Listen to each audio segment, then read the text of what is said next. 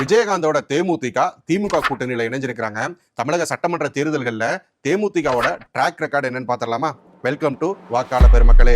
2006 தேர்தல் தேமுதிகவோட முதல் தேர்தல். அந்த தேர்தலில் தேமுதிக தனிச்சு போட்டியிடுறாங்க. தமிழகம் முழுக்க 8.33% வாக்குகளை வாங்குறாங்க.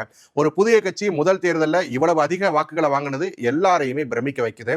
இதை தொடர்ந்துதான் 2011 சட்டமன்ற தேர்தலில் தேமுதிக அதிமுகவோட கூட்டணிக்கு போறாங்க. அந்த கூட்டணியில தேமுதிகவுக்கு 41 தொகுதிகள் ஒதுக்கப்பட்டுச்சு. அதுல 29 தொகுதிகளில் தேமுதிக ஜெயிக்கிறாங்க.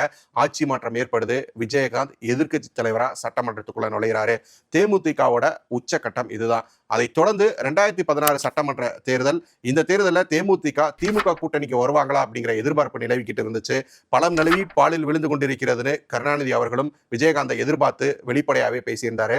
ஆனா அந்த தேர்தலில் மக்கள் நல கூட்டணிக்கு விஜயகாந்த் போனாரு. அந்த தேர்தலில் 105 தொகுதிகளில் போட்டியிட்ட தேமுதிக ஒரு தொகுதியில கூட ஜெயிக்கல. தேமுதிகவோட வாக்கு வங்கியும் கணிசமா சரிஞ்சு 2.4% குறைஞ்சு போகுது. இதை தொடர்ந்து 2021 சட்டமன்ற தேர்தல். என்டிஏ கூட்டணியில தேமுதிக இருந்தாங்க.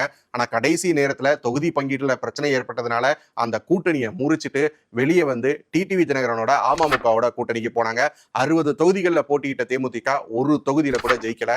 வாக்கு சதவீதம் அதல பாதாளத்துக்கு போச்சு.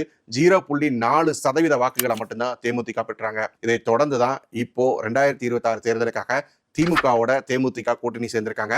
இந்த தேர்தலில் தேமுதிகவோட பெர்ஃபார்மன்ஸ் எப்படி இருக்கும் அப்படிங்கிறத கமெண்ட்ல தெரியப்படுத்துங்க.